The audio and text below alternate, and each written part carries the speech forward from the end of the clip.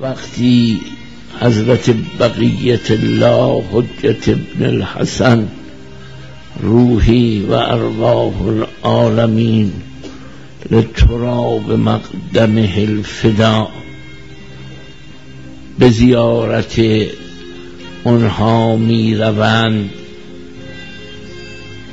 و زیارت می کنند این گروه رو،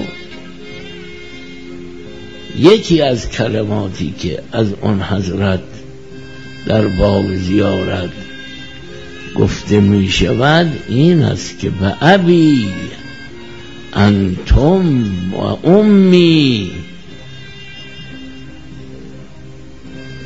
پدر و مادرم فدای شما آباد.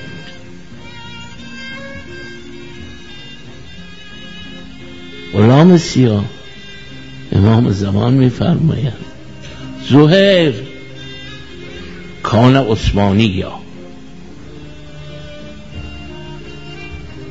بریر حبیب ابن مظاهر، مسلم ابن عقیل، هانی ابن عربه، همه اینا رو امام به این کلمه مخاطب قرار میدهند و ابی انتم و امی، پدر و مادرم نرجس خاتون و امام عسکری فدای شما آباد. هیچ وقت مادون با این تر فدای مافوق هیچ وقت فدای مادون نمی شود، فدای پایین تر. اون که مقام و مرتبه بالای معنوی خدایی داره، فدای اون کسی که مرتبهش پایین تره نمیشه، مادون فدای مافوق میشه. امام بالاترن یا این اصحاب؟ بله امام.